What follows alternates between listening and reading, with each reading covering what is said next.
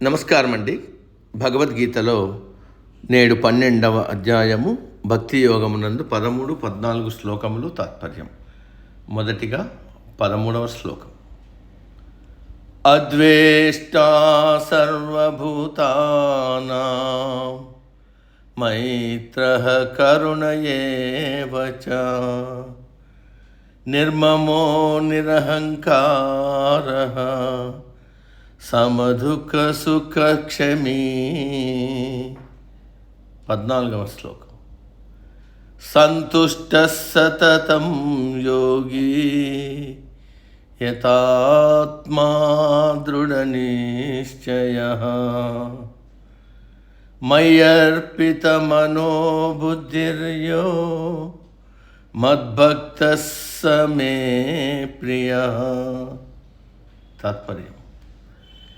సకల భూతజాలములయందు ద్వేషము లేకుండా స్నేహముతోనూ కరుణతోనూ సంచరించేవాడు, అహంకారము మమకారము లేనివాడు, సుఖమును దుఃఖమును సమంగా భావించేవాడు, ఓర్పు కలవాడు, ఉన్నదానితో తృప్తి చెందేవాడు, మనో నిగ్రహం కలవాడు, ఎల్లప్పుడూ తన మనస్సును ఆత్మయందు కలిపి ఉంచేవాడు, పరమాత్మ పట్ల దృఢమైన నిశ్చయాత్మక బుద్ధి కలవాడు, చంచలమైన బుద్ధి లేనివాడు, అటువంటి అచంచలమైన నిశ్చయాత్మక బుద్ధిని నాకు అర్పించేవాడు, నిరంతరము నాయందు భక్తి కలవాడు, అటువంటి వాడు నాకు అత్యంత ప్రియమైనవాడు.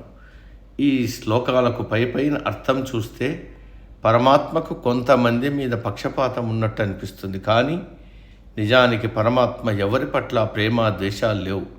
ఈ విషయాన్ని 9వ అధ్యాయంలోనే చెప్పాడు. నమే ద్వేష్యోస్తి న ప్రియ, అంటే నాకు ద్వేషింపదగ్గవాడు కానీ ప్రియుడు కానీ లేడు, అందరూ నాకు సమానమే అని అన్నాడు. ఇంతకు ముందు శ్లోకాలలో తనను చేరుకోవడానికి ఎవరికి ఏ మార్గం అనువైనదో ఆయా మార్గములను వారికి సూచించాడు. ఏమీ తెలియనివాడు, శాస్త్ర జ్ఞానం లేనివాడు కూడా తాను చేసే సకామ కర్మలన్నీ తనకర్పిస్తే వాడికి మోక్షం ప్రసాదిస్తానని అభయమిచ్చాడు. ఈ శ్లోకాలలో తన భక్తునికి ఏ లక్షణాలు ఉండాలో చక్కగా వివరించాడు. ఇది ఒక గీటురాయి వంటిది. ప్రతి వాడు తనకు ఈ లక్షణాలు ఉన్నాయో లేవా అని పరీక్షించుకోవాలి, లేకపోతే అలవరుచుకోవాలి. క్రమక్రమంగా పరమాత్మకు చేరువ కావాలి. అందుకు ఈ శ్లోకాలు ఉపయోగపడతాయి. అంతేకాని పరమాత్మ పక్షపాతి అని భావించడానికి కాదు. మొట్టమొదటి లక్షణం, ఎవరి మీద ద్వేషం ఉండకూడదు. ద్వేషం అనేది అగ్ని లాంటిది. నిప్పు ఎవరి దగ్గర ఉంటుందో, దేని దగ్గర ఉంటుందో దానిని దహించి వేస్తుంది. అలాగే ద్వేషం ఎవరిలో ఉంటుందో అది వారిని దహించేస్తుంది. అంటే ద్వేషం కలిగి ఉండడం అంటే భస్మాసురుని మాదిరి ఎవరి నెత్తి మీద వారే చేపెట్టుకుని భస్మం కావడం అన్నమాట. మనసు నిండా ద్వేషమున్నవాడికి పరమాత్మ మీద భక్తి నిలవదు. మనస్సు చంచలంగా ఉంటుంది. లోపల ఉన్న పగ, ద్వేషం ఎలా తీర్చుకోవాలా అని నిరంతరం ఆలోచిస్తూ ఉంటుంది. ఎదుటివాడి మీద ద్వేషంతో మనసు రగిలిపోతూ చివరకు బలహీనమవుతుంది. దేని మీద మనసు నిలవదు. భగవంతుని మీద అసలే నిలవదు. పూజకు కూర్చున్నా, ధ్యానంలో కూర్చున్నా తాను ద్వేషించే వారి మీద ఎలా పగ తీర్చుకోవాలో ఆలోచిస్తూ ఉంటాడు. కానీ ధ్యానంలో మనస్సు నిలపలేడు. ఇక్కడ మరొక విషయం కూడా ఆలోచించాలి. అందరిలో పరమాత్మ ఆత్మస్వరూపుడుగా ఉన్నాడని మనకు తెలుసుకున్నాము.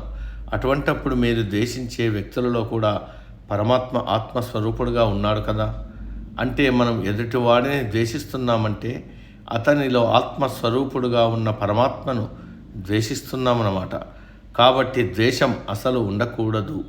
ప్రతివాడు ద్వేషం వదిలిపెట్టాలి. అందుకే అద్వేష్ట సర్వభూతానాం అని మొట్టమొదట పదంగా వాడారు వ్యాసుల వారు. ఇక్కడ అందరికీ ఒక సందేహం వస్తుంది. మనం ఎవరినీ ద్వేషించకూడదు, కానీ మనల్ని ఎవరైనా ద్వేషిస్తే ఏం చేయాలి? అటువంటి వారి పట్ల ద్వేషం లేని దండోపాయం ప్రయోగించాలి. తండ్రి బిడ్డను దండించినట్టు, ఉపాధ్యాయుడు విద్యార్థిని దండించినట్టు తండ్రికి ఉపాధ్యాయుడికు ద్వేషభావం ఉండదు. కేవలం తన సంతానము, శిష్యులు బాగుపడాలనే కోరిక తప్ప అలాగని అమితమైన ప్రేమ కూడా ఉండకూడదు. అనురాగ మమకారాలు మితంగా ఉండాలి. ఎవ్వరి మీద కోపము, ద్వేషము లేకపోతే స్నేహము, కరుణ వాటంతట అవే కలుగుతాయి. స్నేహానికి గుర్తు ద్వేషం లేకపోవడమే. అందుకనే పరమాత్మ రెండు చెప్పాడు. స్నేహితుడి లక్షణాలు ఏవంటే, తాను ఏదైనా తప్పు పని, చేయకూడని పని, పాప పని చేస్తుంటే నిర్మహమాటంగా నివారించేవాడే నిజమైన స్నేహితుడు. ఏదైనా మంచి పని చేస్తుంటే ప్రోత్సహించేవాడు. స్నేహితుడి రహస్యాలను కడుపులోనే దాచుకునేవాడు. స్నేహితుడు మంచి గుణాలను అందరికీ చెప్పేవాడు. అవసరం వచ్చినప్పుడు ముఖం చాటేయకుండా స్నేహితుడి కష్టాలను పంచుకునేవాడు. ఇటువంటి గుణములు కలిగిన వాడిని మంచి మిత్రుడని అన్నారు. ప్రతి వాడు అటువంటి స్నేహాన్ని కలిగి ఉండాలి. తరువాతది కరుణ. అంటే ఇతరుల కష్టసుఖాలు తనవిగా భావించడం, సానుభూతి చూపడం, చేతనైతే సహాయం చేయడం. దీనినే కరుణ చూపడం అంటారు. తరువాతవి అహంకారం, మమకారాలు. అహంకారం అంటే ఇది నా శరీరము, ఇది నా మనసు, నా బుద్ధికి తోచినట్టు చేస్తాను అని అనుకోవడమే అహంకారం. నేను, నాది, ఇవన్నీ నావి, వీళ్ళంతా నా వాళ్ళు అని అనుకోవడం మమకారం యొక్క లక్షణం. నేను, నా వాళ్ళు, నా ఆస్తి, నా ధనము, నా ఇల్లు, ఇవి నేను సంపాదించాను, ఇవి పోతే నేను బతకలేను అనడమే అహంకార మమకారాలకు గుర్తు. ఈ శరీరం పంచభూతాల కలయిక. అందులో ఉన్న మనస్సు, బుద్ధి నా ప్రారంభం నుండి పుట్టినవి. కాబట్టి ఇవేవి నావు కావు. నేను పుట్టిన తరువాత నేను సంపాదించానని అనుకుంటున్న స్థిర చర ఆస్తులు అన్నీ నేను పుట్టకముందు కూడా ఉన్నాయి. నేను మరణించిన తర్వాత కూడా ఇవి అక్కడే ఉంటాయి. ఏవి నా వెంట రావనే భావన ఉంటే అహంకారము, మమకారము నశిస్తుంది. జననము, మరణము మధ్యలో ఉన్న కాలంలోనే ఈ అహంకార మమకారాలు మనిషిని ఆవరించి ఉంటాయి. వీటి వల్ల కలిగే వాసనలు తర్వాతి జన్మకు కారణమవుతాయి. అందుకే ఈ అహంకార మమకారాలు ఉండకూడదని పరమాత్మ చెప్పాడు. ఒకవేళ ఉన్నా మితంగా ఉండాలి, కానీ అతిగా ఉండకూడదు. దాన్ని సాత్వికాహంకారం అని అంటారు. నేను లేకపోతే ఈ ప్రపంచమే లేదు, అంతా నా వల్లే జరుగుతూ ఉంది, ఇదంతా నాది, వీళ్ళంతా నా వాళ్ళు అనే ఈ భావాలను పరిమితంగా ఉంచుకోవాలి. ఈ విశ్వంలోని అన్ని సంపదలు పరమాత్మవే. వాటిని నా జీవితకాల పర్యంతం అనుభవించడానికి మాత్రమే నాకు హక్కు ఉన్నది.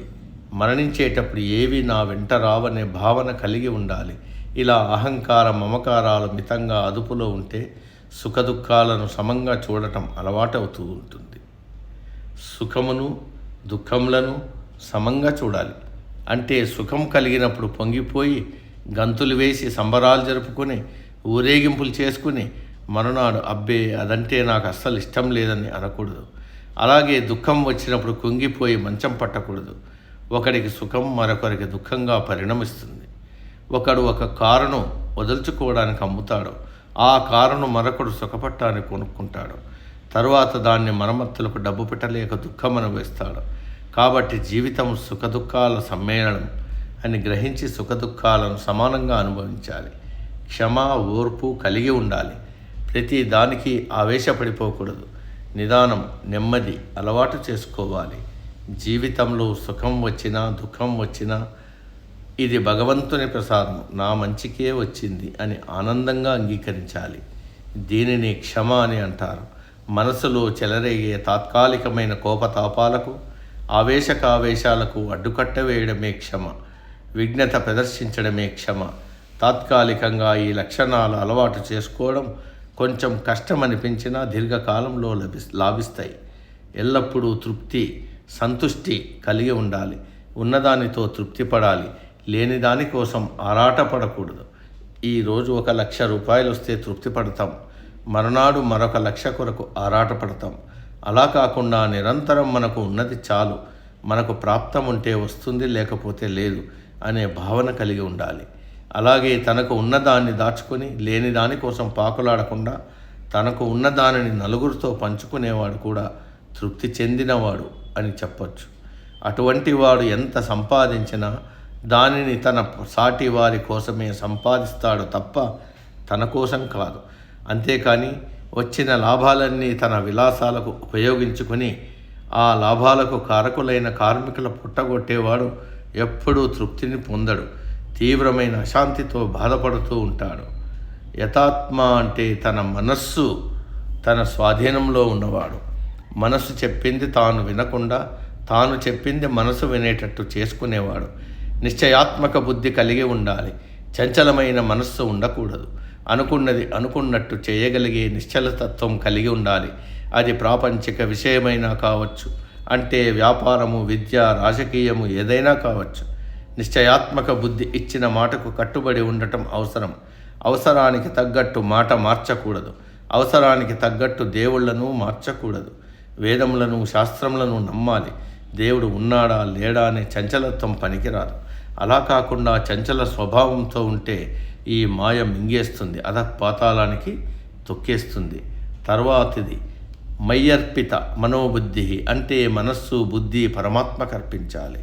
అంటే మనసులోనూ బుద్ధిలోనూ చెలరేగే కోరికలను, భావాలను, ఉద్వేగాలను పరమాత్మపరం చేయాలి. పరమాత్మపరంగా కర్మలు చేయాలి. అప్పుడు ఆ కర్మ ఫలములు అతనికి అంటవు. అతని మనసు, బుద్ధి నిర్మలంగా ఉంటుంది. ఇదివరకే చెప్పుకున్నాం. మనోబుద్ధులను ఆత్మయందు సమ్మజ్ఞాసం అంటే చక్కగా ఉంచాలి. దానిని సంన్యాసం అంటారు. అప్పుడు మనోబుద్ధులు నిర్మలంగా, స్థిరంగా ఉంటాయి. అవి స్థిరంగా ఉంటే ఇంద్రియాలు మాట వింటాయి. పరమాత్మయందు భక్తి అచంచలంగా నిలుస్తుంది. ఇటువంటి లక్షణములు కలిగిన వాడే నా భక్తుడు, నాకు అత్యంత ప్రియుడు. అతడి యోగక్షేమాలు నేను ఎల్లప్పుడూ గమనిస్తూ ఉంటాను అని పరమాత్మ మనకు హామీ ఇస్తున్నాడు. మనము చేయవలసినదల్లా పైన చెప్పబడిన 2 శ్లోకాలలో ఉన్న లక్షణాలు అలవర్చుకోవడమే. అదే మన కర్తవ్యం. సమాప్తం. తదుపరి శ్లోకం రేపటి రోజు. సర్వే జన సుఖినో భవంతు. అందరూ బాగుండాలి, అందులో మనం ఉండాలి.